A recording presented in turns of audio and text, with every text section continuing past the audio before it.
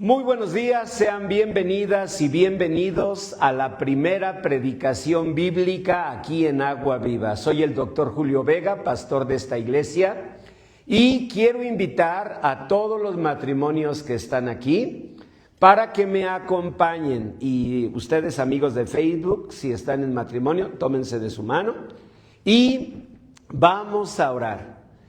Y yo les voy a pedir que me apoyen orando así. Que nosotros le digamos, Señor bendito, en el nombre de Jesús. Tú que estableciste el matrimonio como el plan eterno, el plan perfecto para cada ser humano, aviva, Señor, en cada uno de nosotros, en nuestros hijos, en nuestros nietos, el anhelo de vivir y cumplir tu voluntad. Porque tu voluntad será buena, agradable y perfecta. Sea tu voluntad, Señor, y no la nuestra. En el nombre de Jesús. Amén. Amén. Da un aplauso. Dile, Señor, que así sea. Que Dios nos permita ver a nuestros hijos en matrimonios bendecidos y llenos de hijos para que tengan ustedes muchos nietos, ¿verdad? Y mucha alegría. Tomen su lugar. Bueno, ¿qué tiene que ver esa oración con la predicación de hoy?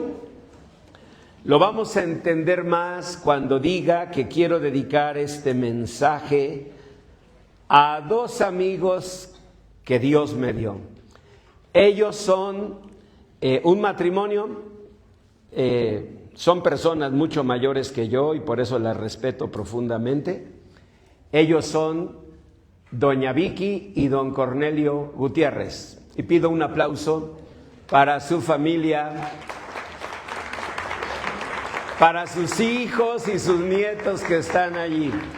Déjenme contarles que como todos los amigos, de repente hemos tenido tiempos de no vernos y luego de reencontrarnos, pero siempre que nos encontramos, siempre yo siento una gran alegría, una gran emoción, gratitud a Dios por su vida. Mis hijos crecieron en su casa, ¿verdad?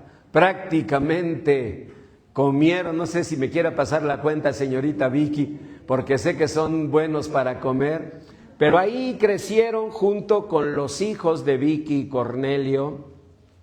Allí creció Josué, siendo un muchachillo, Jessie, mi hija, entonces Betsy, y decía, es que me aferra, la hermana Vicky me aferra a que coma, decía. Todavía lo recuerda ella, y esas cosas pues no deben borrarse nunca entre los amigos.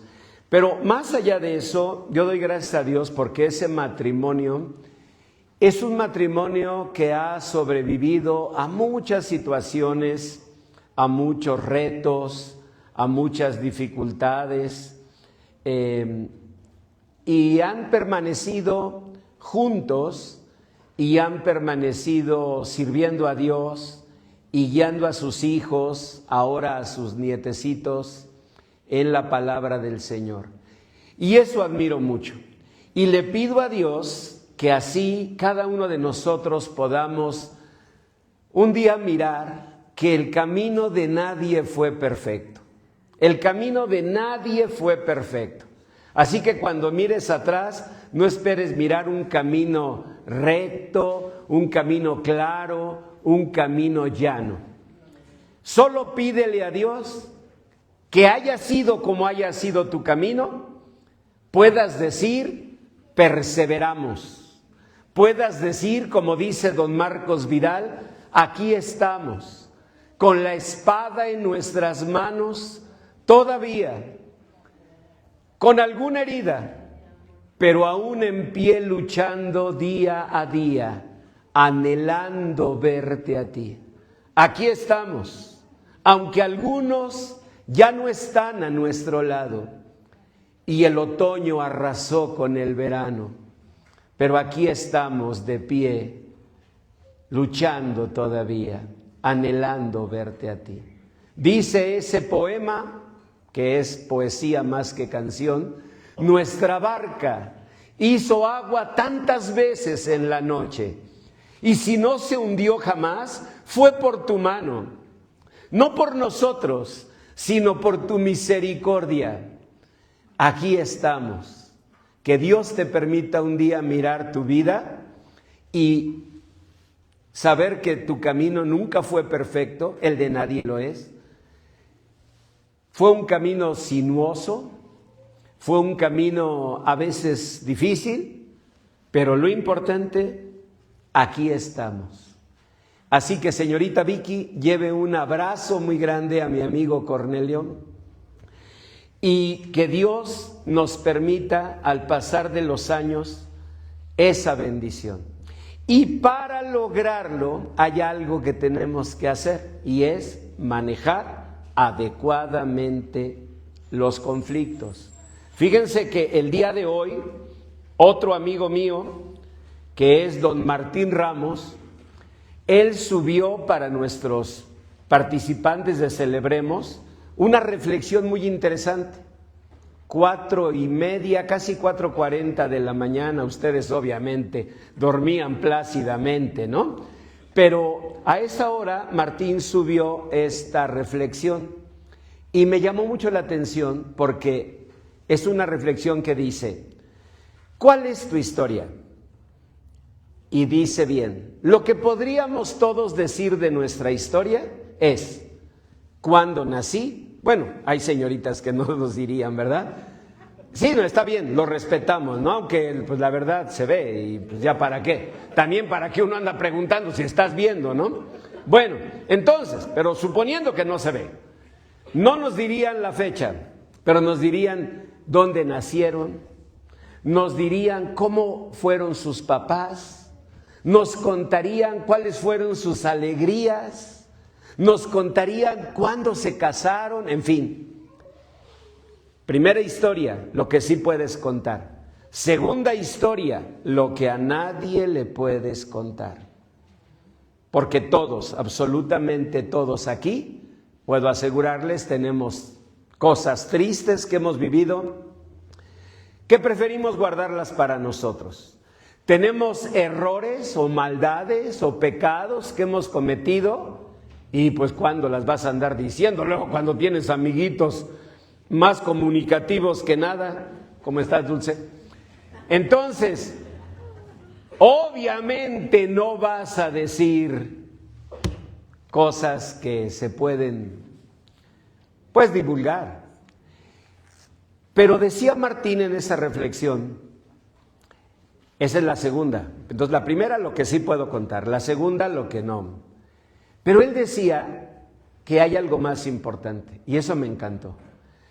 Lo que sí quisieras vivir todavía y que un día te encantaría contar. Y eso significa la capacidad de decir: Señor, yo no quiero que al final de la vida la obra de teatro termine, caiga el telón y la obra termine sin aplausos. Estoy parafraseando a Charles Chaplin en uno de sus escritos. Es verdad, qué triste sería que al final nuestra vida fuera siempre vergüenza, secreto, tristeza. Si ha sido hasta hoy, bueno, no podemos cambiar el pasado. Pero ¿qué es lo que importa? ¿Para qué estamos aquí? No porque no teníamos que hacer. Espero que no sea así. Sí que hayan dicho, no, pues no vamos a ir al estadio, pues vamos a la iglesia. Vente, vamos. ¿A dónde vamos? Aunque sea con Julio Vega. Espero no haya sido así, ¿verdad? Espero todos estemos aquí con un anhelo, una esperanza que es: Señor, bendícenos. que anhelemos todavía felicidad en nuestro matrimonio, con nuestros hijos, en el hogar, en fin, en el trabajo, en la salud, que tengamos ese anhelo. Si tú lo tienes, la pregunta es, ¿por qué no encomendamos al Señor nuestro camino? ¿Qué dice su palabra? Salmo 37:5 de memoria, ni lo busquen en la hoja porque se lo saben bien. Encomienda al Señor tu camino, confía en Él y Él hará. Así que debemos creer que hay tres historias.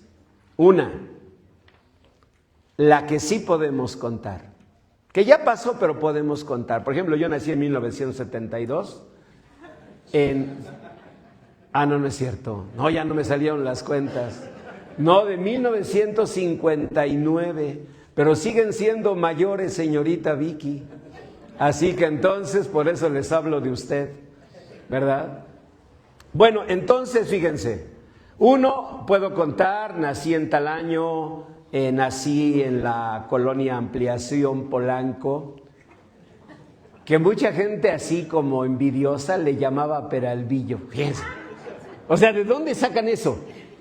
Era la Ampliación Polanco, pero bueno, primera historia la que sí les puedo contar. Fuimos 6 hijos de Gabriel y Amparito, que fueron mis papás, en fin. Segunda historia, la que no les puedo contar, porque son cosas que dan vergüenza o dan tristeza, o simplemente no queremos ya pensar en eso porque fue doloroso, ¿de acuerdo? Pero la tercera es la importante.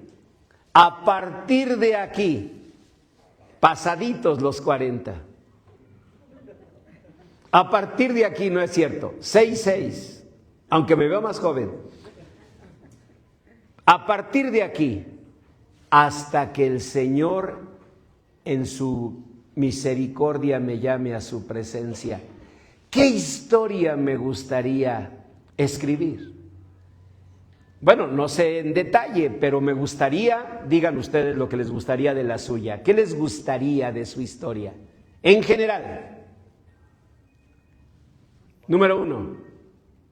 Bueno, a mí me gustaría, por ejemplo, cuando conocí ya al Señor, mi transformación, cómo me cambió el Señor. Que fueras transformado, que seas todavía transformado, porque sí te hace falta un poquito, ¿no?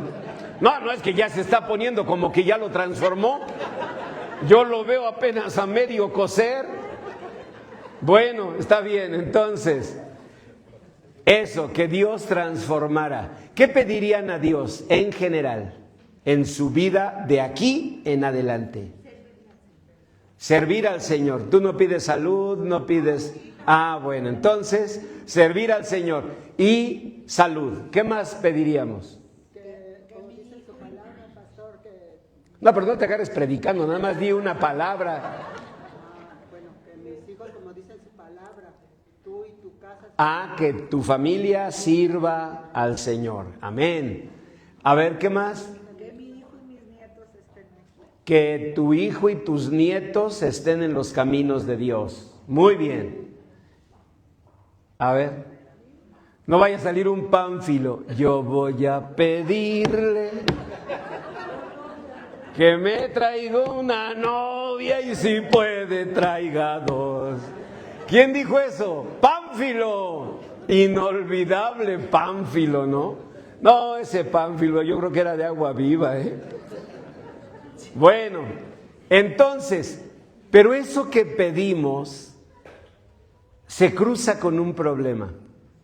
Si tú y yo no manejamos adecuadamente los conflictos, mira, escucha, así Dios te ponga el mejor de los trabajos, no va a resultar. El mejor de los negocios no va a resultar. El mejor matrimonio, la mejor esposa, el mejor esposo, no va a resultar. Los mejores hijos no van a resultar porque hay un problema que tienes, que tengo, y es que somos personas conflictivas o conflictuadas.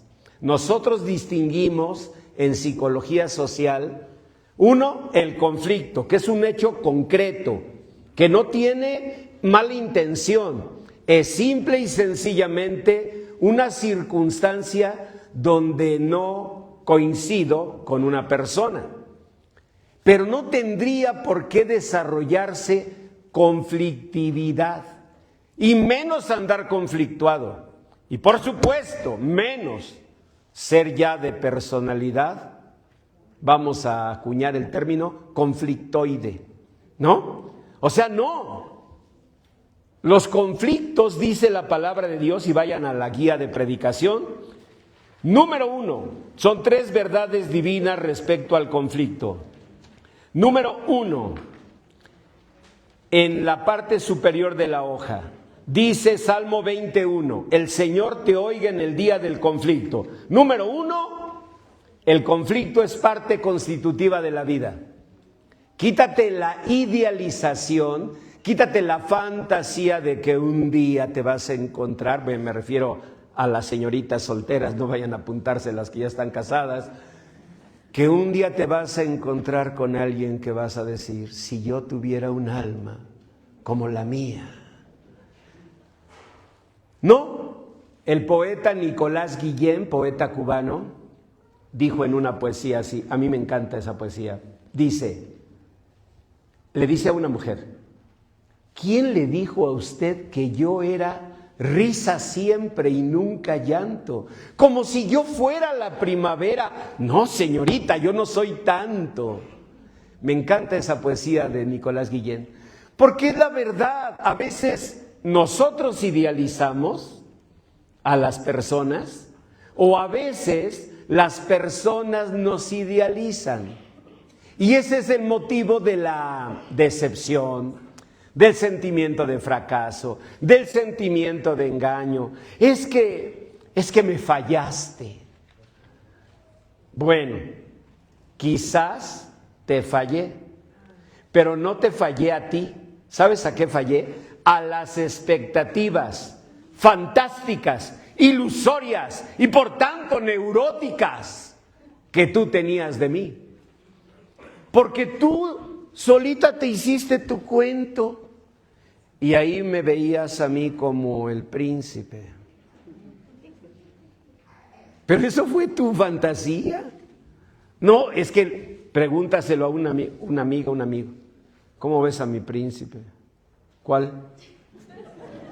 Pues ese que está ahí, príncipe el pastor. No, es diferente. Pero ¿de dónde? Ese jicotillo. Entonces tú te la inventaste. Y luego me sales con que te defraudé. No habemos personas perfectas. De una vez, no hay pastores perfectos. Ni tampoco congregantes perfectos. Nosotros idealizamos. ¿Y por qué idealizamos? Por situaciones que traemos, pues a lo mejor desde la niñez. Pero nosotros debemos un día poner los pies en la tierra y decir, no hay personas perfectas, pero esta que está frente a mí es la voluntad de Dios. Y por tanto, será una voluntad buena, agradable y perfecta. Ay, pastor, pero es que mire, por más que lo veo, ¿cómo me dice usted que buena, agradable y perfecta esta voluntad del Señor? ¿No será que han caído en una conflictividad? ¿Saben qué es conflictividad? Que ya no es el tema el conflicto, o sea, la situación concreta que nos atañe, sino es la conflictividad subyacente, para ponerlo en palabras ordinarias. Es el pollito que te traigo guardado. Eso los psicólogos lo llamamos conflictividad subyacente. O sea, nada más es buscarle palabras así rimbombantes. Pero en palabras sencillas es traer pollitos guardados. Hay matrimonios que guardan pollitos. No, pero traen ahí una granja, ¿no? No, es que te tengo un pollito. No, te tengo un pollito, tienes ahí gallinero. Y todo eso, dijo el Señor, no hay que cargarlo. Él lo dijo bien claro. no permitas que el sol se oculte y que tú sigas enojado. Bástele a cada día, dijo Jesús, que su propio mal. Así que no, hay que limpiar el corazón, porque a lo mejor es eso. Los negros antecedentes penales, o sea, situaciones del pasado que nos predisponen a manejar mal un conflicto. Entonces, lo primero que Dios dice es: deja tus fantasías, la vida incluye conflicto. Por eso Él dijo: el Señor te oiga en el día del conflicto. Segundo principio muy importante, dice en Filipenses 1:29, busquen, es la quinta lectura, Filipenses 1:29. Oigan esto, por favor, dice: porque a vosotros os es concedido, a causa de Cristo, no solo que creáis en Él, sino también que padezcáis por Él, teniendo el mismo conflicto que habéis visto en mí y ahora oís que hay en mí. Graben esto: un conflicto, mírenme, huele, se ve, solo que nosotros no nos damos cuenta. Pero esa carota que te cargas habla de conflictos. ¿Saben qué quiere enseñarnos Dios con esto?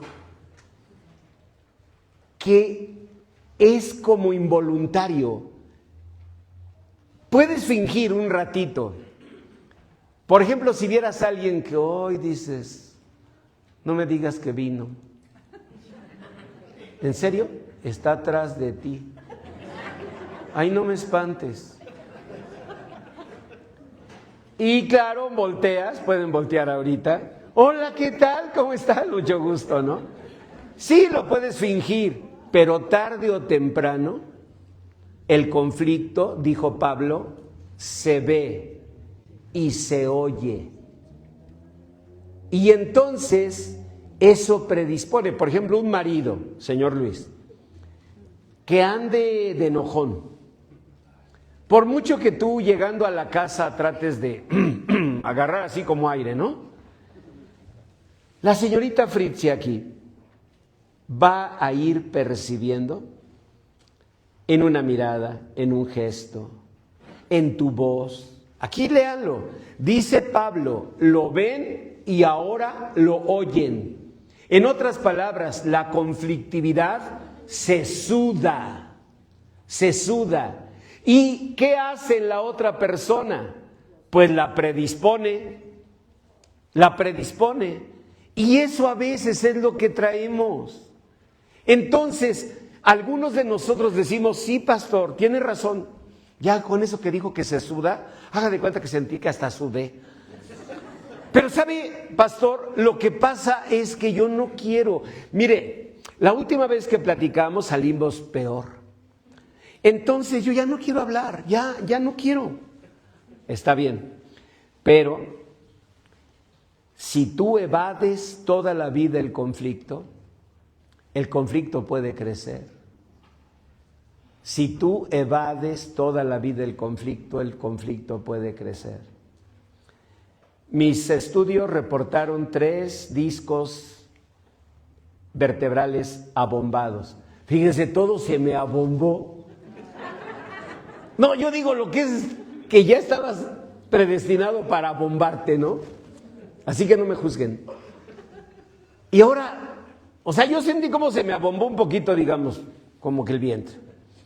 Y se me abombaron los cachetes. Y hasta ahí todo iba bien. Y ahora me salen con que los discos vertebrales se me abombaron. Bueno, pero ya en serio, el traumatólogo me dijo, bueno, sí es traumatólogo porque me agarró con un trauma de... O sea, era traumatólogo del alma y del cuerpo. Y me dice, miren, son 3 nada más. ¿Está usted a tiempo de que estos se traten y que los demás no qué? Pues no se abomben. Entonces, Yo así creo que Dios nos llama a poner soluciones a tiempo.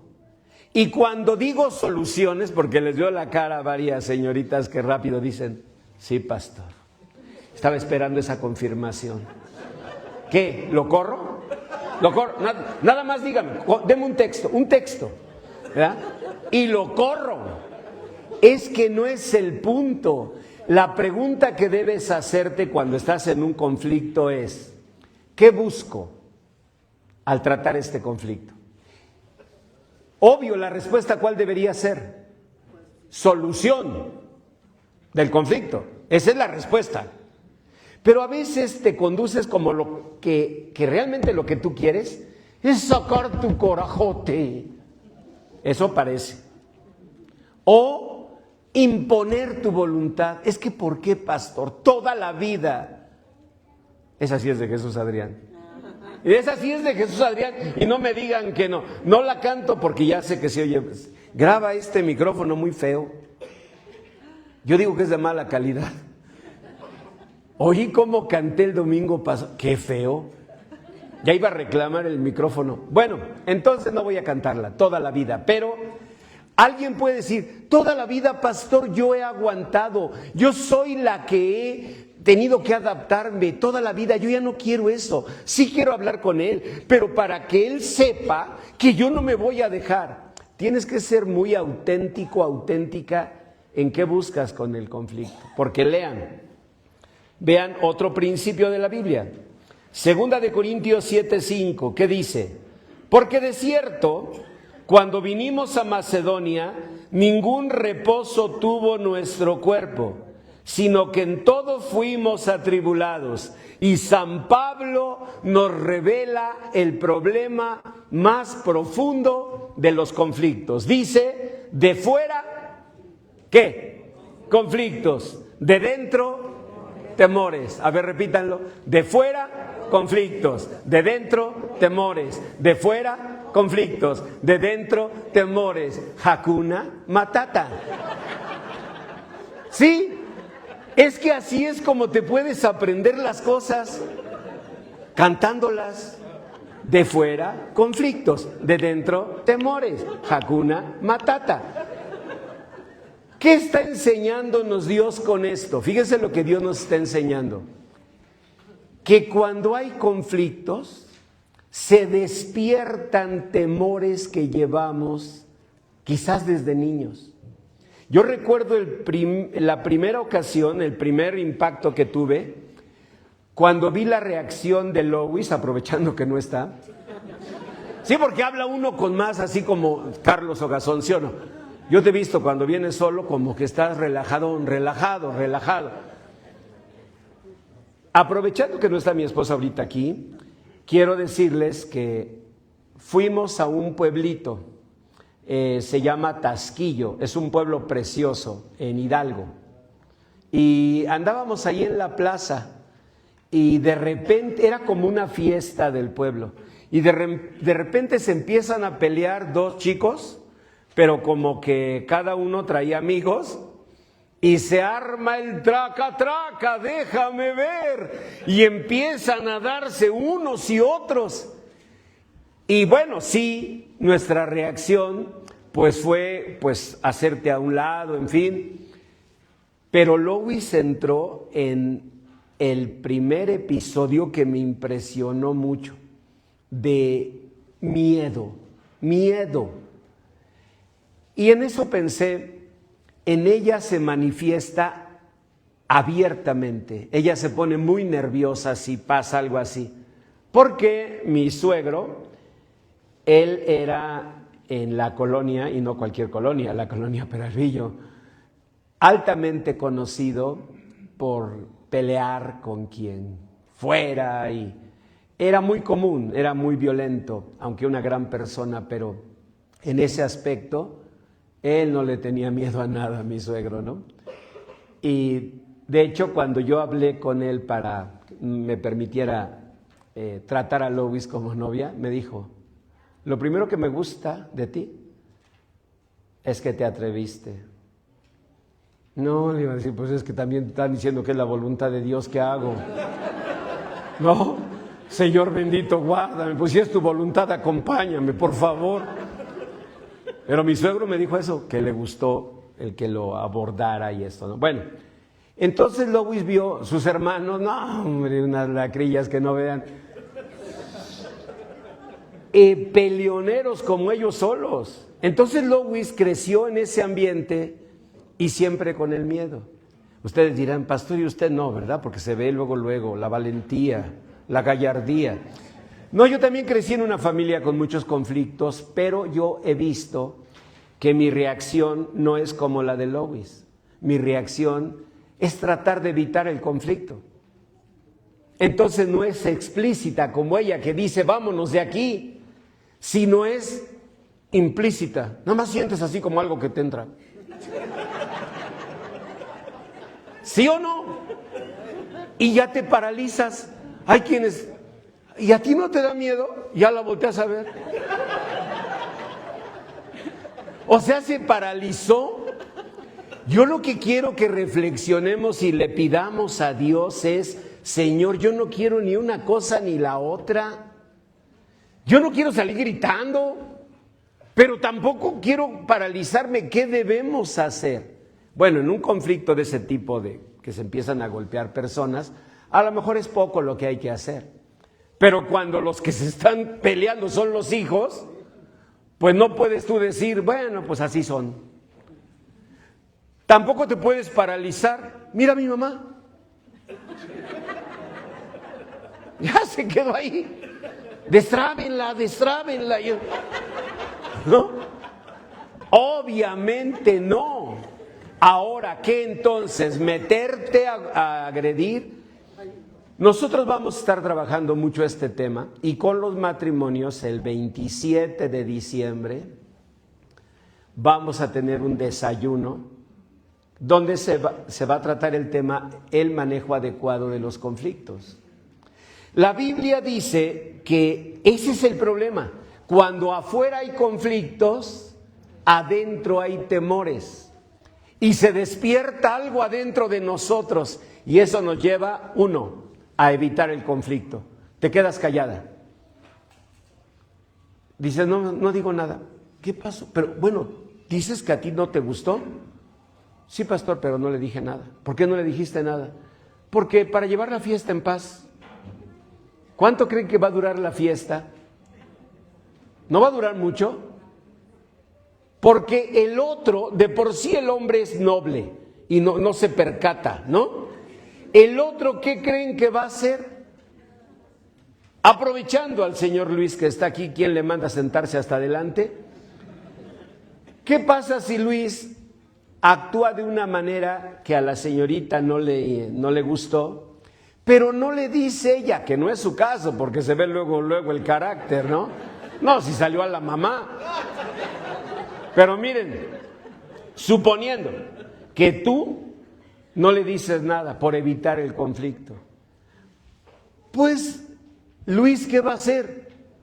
Digan los caballeros, ¿qué va a hacer? Pues seguir haciendo lo que... Ya responde. No, espérame. No, también pobre, lo tienes ahí oprimido. Pero miren, la otra persona seguirá haciendo eso. Vamos a poner un ejemplo de los hijos para evitar estas situaciones que aquí ya están aquí agarrando. Vienen a hablar del manejo de conflictos y ya están peleando. Bueno, piensen en los hijos. Por ejemplo, no te gusta que se sienta y él toma una milanesa, otra milanesa y no, pues espera a que sus hermanos se sirvan. No te gusta. Si tú no le dices, de la mejor manera si quieres, pero diciéndole, él lo va a seguir haciendo. Y en 16 semanas se va a hacer un hábito. Y cuando quieras quitar ese hábito, imagínate, en 16 semanas se forma un hábito. ¿Cuántas semanas tengo? Multipliquen 52 por 66. Esas son las semanas que tengo. A ver, quita un hábito. Ya no es tan fácil. En una relación de pareja, una colorada era mejor que 100 descoloridas. Proverbios 148:20. Era mejor una colorada que 100 descoloridas. Con eso hubieras parado. Con eso. Toma el teléfono, porque suena, y se sale a llamar, pero se sale como 2 días. No, ya en serio. Toma el teléfono y lo ves que en lugar de ahí, sí, esto, aquello, tú ves que se sale. Y tu papá se subió a la azotea, como Pedro, para orar. Sí, así dice Hechos 10, cuando bajó el manto con todos los animales. Se subió a la azotea, allá anda. Una posibilidad, pensamiento noble. ¿Por qué se subió? Porque no hay señal. No, esa es una posibilidad. ¿Cuál es la otra posibilidad? Que lo digan las señoritas. Nada de que lo que callamos las mujeres. Digan, ¿qué? Está ocultando algo. Y hasta le haces así. Sí, es que no puedes decir está ocultando algo malo sin hacerle así. Está ocultando algo. Sí, está ocultando algo. Es lo primero que piensas. Y a lo mejor no. Pero ya entró, entra ese aguijón de la duda, de la desconfianza. Eso es terrible, ¿eh? Porque ya todo el día estás piense y piense y la cabecita empieza a dar vueltas. Entonces, si fue la primera vez, puedes decir, fíjate que no me gusta que cuando recibes una llamada, te metes al baño, así directo. ¿Por qué? ¿Verdad? Yo sé que se arma un poquito así, tampoco es de, ay mi amor, me hubieras dicho, entonces ya aquí, mira, aquí estoy contigo. O sea, el otro sí se defiende, pues sí, también hay garras de los dos lados. Y entonces el otro dice, bueno, es que yo siento que pues, es mi espacio, ¿no? Es mi espacio. Como astronauta, ¿verdad? No, es que los astronautas por eso no se casan, porque necesitan su espacio. Entonces, él quiere su espacio. Bueno, sí, no, y te entiendo. Pero te quiero decir que a mí eso me hace sentir mal. O me siento, no sé, ignorada.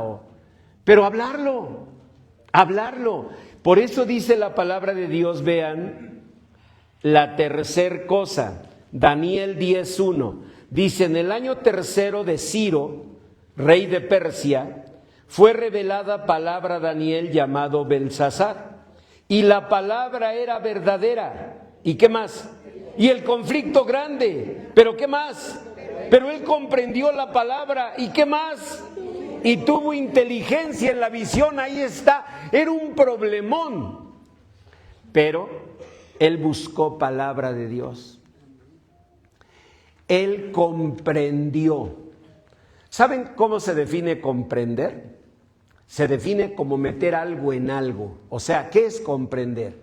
Es tomar tu percepción, lo que tú dices que estás sintiendo, viviendo, pensando, y ser capaz de incorporarlo a mí. Como si fuéramos a salir de viaje y yo ya tengo mi maletita lista y tú me sales con que te falta meter una chamarra, por más que quisiste ya no cabe. Y me dices, pastor, ¿no podría llevarse mi chamarra en su maletita? Bueno, pues la chamarra tiene un volumen. Y abro mi maleta y pues también está llena, pero con ganas. ¿Qué dice el Proverbio 188:40? Todo cabe en un jarrito, sabiéndolo acomodar. y la buena disposición que hace que yo pues acomode de otra manera hasta que ya metimos la chamarrita y nos vamos todos contentos. Esa capacidad es la que debemos tener. Pero para eso necesitamos hacer lo que hizo Daniel. El conflicto era grande, pero él comprendió la palabra, se dispuso. En lugar de inmediato, no, pastor. Mire, yo entiendo sus pláticas, sus sermones, pero esto se resuelve con carácter. Sí, carácter. ¿Y qué crees que va a pasar? ¿Qué dice la palabra de Dios? Si siembras viento, cosechas torbellino. Mira tu torbellino, que ya lo veo más bien como tornado. Mira tu torbellinito. Si tú siembras viento, dice la palabra de Dios, cosechas torbellino. No, pues va a venir la respuesta de él también. Y entonces empieza una escalada de violencia, una escalada de agresión. Miren, la mayoría de parejas que atendemos los terapeutas en conflictos, ya ni están alegando por el conflicto. Ya ni es el tema el conflicto. Uno dice, bueno, a ver, pero ¿cuál era el tema? Ya el tema, ya ni se acuerdan. ¿Por qué estábamos peleando? ¿Tú? Bueno, no me acuerdo, pero yo no voy a permitir que tal cosa. Ah, ¿y qué? Entonces se va a hacer lo que tú quieres, ¿no? Y el conflicto, o sea, el motivo, ya ni está.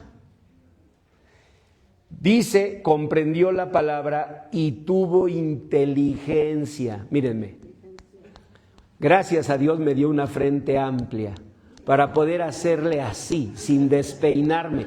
Y quiero que se les quede grabado, de veras, le pido a Dios que se les quede grabado. Usa la cabeza, piensa las cosas, porque una vez que hables,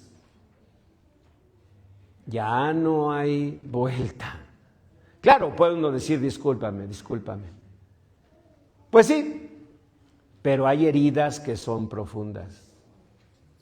Y se nos van las palabrotas porque la emoción nos domina. Por eso yo les decía que me da mucho gusto cuando pienso en amigos como don Cornelio y doña Vicky. ¿Cuántos años de casados, doña Vicky? 51 más 8 arrejuntados. Ya, no es cierto. 51 años. Y si nosotros ahorita entrevistamos a Vicky, ella nos contaría, y Cornelio más, que el camino pues no fue perfecto. No, yo sé que no. Y tampoco el mío, Lois y yo, pues digo, tuvimos la ventaja de que pues los dos guapos, a veces decían, ay, nos recuerdan a Liz Taylor y Richard Burton, ¿no? Ay, debían de grabar una película. Se ven como Angélica María y Enrique Guzmán. Acompáñame. Pero, aún guapos, fíjense, hay situaciones, épocas. Y es que hay tantos factores. Por ejemplo, ahorita que traigo esas situaciones de salud, pues me vuelvo más como nervioso, estoy más tenso, ¿no? Porque ya me da miedo, ya veo un doctor y me le escondo. Porque digo, ahí viene con otro diagnóstico, ¿ahora qué me van a salir? No, yo ya no quiero verlos. Entonces eso te genera una tensión. Situaciones, por ejemplo, caballeros, con mucho respeto y cariño, de desempleo o de baja de ventas, porque pasan situaciones. Ahorita mismo estamos ante un escenario bien peligroso porque Rusia amenaza a Europa. Eso fue ayer. Y uno dice, pero eso no va a pasar. Pero recuerden lo que hicieron hace poquito. Los Estados Unidos obligaron a todos los países europeos a destinar el 5% de su Producto Interno Bruto para inversión armamentista. Díganme, ¿qué van a hacer con esas armas? Las tienen que usar. Y va a haber guerra. Dios quiera que no. Ustedes dirán, pastor, pero pues está muy lejos. Aquí desde Cuautitlán de los Magueyes pues no se ve Europa. No, yo sé que no se ve Europa, ni siquiera Uruapan. Sí, no se ve. Pero Hoy los mercados internacionales están perfectamente unidos y apenas dio el presidente Putin la amenaza y se impactaron de inmediato las bolsas. Y esas bolsas, cuando se impactan, hacen que inversionistas guarden capitales. Y guardar capitales, ¿qué significa para nosotros los de a pie? Pues que hay menos ventas de lo que nosotros vendemos, que hay menos posibilidades de que nosotros crezcamos porque la empresa, pues al contrario, se contrae. ¿Y todo eso qué significa? Significa presión. El próximo domingo vamos a ver qué sucedió con esas personas que están allí. Nada más les digo, no eran esposos. Es el profeta Elías y una viuda que lo estaba cuidando. Pero acabaron en pleito también. El profeta Elías también. El conflicto es parte de la vida. Ser cristiana, ser cristiano, ser una hija de Dios, ser un hijo de Dios, ser santa, ser santo, no significa no tener conflictos. Significa, cuando hay un conflicto, hacer lo que el Señor Jesús haría. What would Jesus do? Era una frase que, no sé si llegó acá ustedes a México, pero nosotros teníamos hasta en pulseritas. What would Jesus do? ¿Qué haría Jesús? Como una reflexión.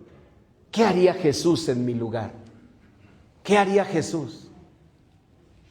Y entonces, mirar al cielo y decir, Señor, como Daniel tuvo un conflicto grande, aquí yo tengo uno también, Señor bendito, no es reclamo, pero también para qué me mandas esta voluntad buena, agradable y perfecta. Está bien, pero tengo un conflicto grande y yo te pido, uno, comprender tu palabra bendita en mi corazón, y dos, inteligencia en la visión. En otras palabras, contener, poner a los pies de Cristo mis emociones, mi carácter, mi manera de ser, mi temperamento. Pero pastores, que yo soy así, de mecha corta, pues a ver qué haces con la mecha. Pero aquí ser mecha corta te va a llevar a lastimar una persona que amas, una bendición grande. Si no le paras, esos conflictos de pareja mañana pueden ser con tus hijos. Qué triste sería que la herencia de Dios, porque eso dice la Escritura que son los hijos, herencia de Dios, ahora ya que no se habla contigo. O sea, ¿dónde vas a llegar? Y todo es por no decir, Señor, quiero rendir ese temperamento, ese carácter a ti. Quiero hacerles una invitación ahora, Dios mediante, en enero, fines de enero. Vamos a tener 3 reuniones en donde voy a platicarles lo que es Celebremos la Recuperación. Es una introducción, por decir así, a nuestro programa anual. Y yo les voy a invitar, vamos a organizar así como una meriendita, ¿no? Traemos panecito, ponemos cafecito, chocolate. Y aquí justamente nos reunimos y vemos qué celebremos, porque es un programa justamente para eso, para que la palabra de Dios moldee temperamento, carácter. Bueno, pues por ahora yo quiero invitarles a hacer esto, a recibir la cena de comunión y decirle, Señor, yo quiero hacer lo que tú harías. Daniel tuvo un conflicto grande, pero él te buscó. Bueno, tanto lo buscó que un ángel, el ángel Gabriel, se le presentó. Y dice Daniel, y al verlo caí como muerto. Pues sí, sustazo que se llevó. Pero ahí estaba el mismísimo ángel Gabriel. ¿Saben? en el currículum del ángel Gabriel cuál fue uno de sus momentos más grandes y gloriosos. Cuando él fue a visitar a la bendita Madre de nuestro Señor, a María, para darle la noticia de que en su vientre bendito iba a concebir al Salvador. Ese mismo ángel que fue a ver a María, imagínense nada más el ángel, ese ángel fue a ayudar a Daniel. Dios te va a socorrer, Dios me va a socorrer, pero si clamamos a Él, si lo buscamos. Así que te invito a ponerte de pie para participar de esta cena de comunión en la que vamos a decirle: Señor, en el nombre de Jesús, yo quiero, Señor, hacer tu voluntad. Adelante, servidores. Y ellos van a llevar a ustedes el elemento del pan, el elemento del vino.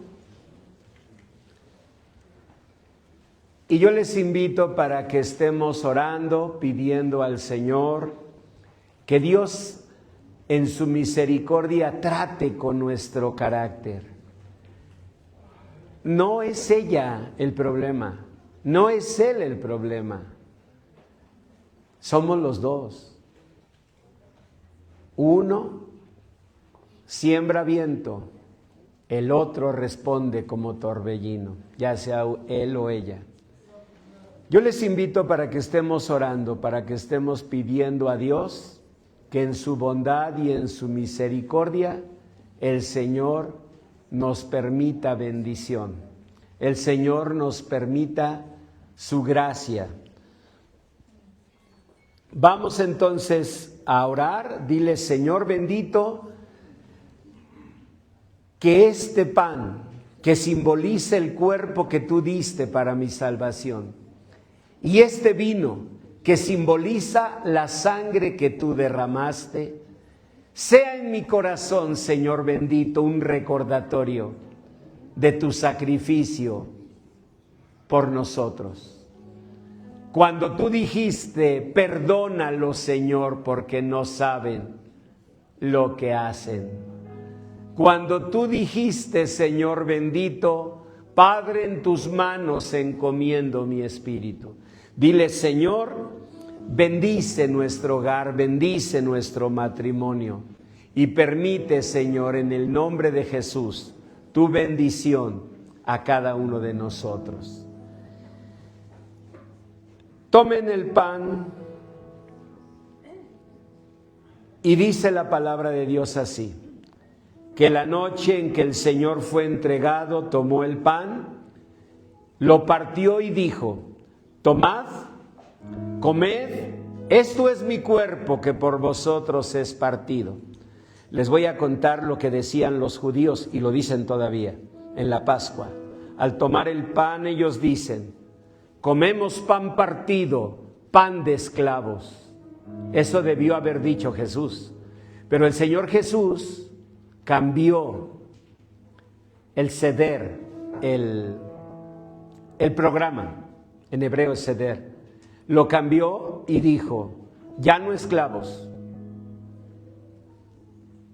porque yo entrego mi cuerpo por ustedes. Así que tú no tienes por qué ser esclavo de tus emociones, esclavo de tu carácter, de tu temperamento. Dile: Señor, hazme libre. Y en memoria de nuestro Señor, comamos de este pan.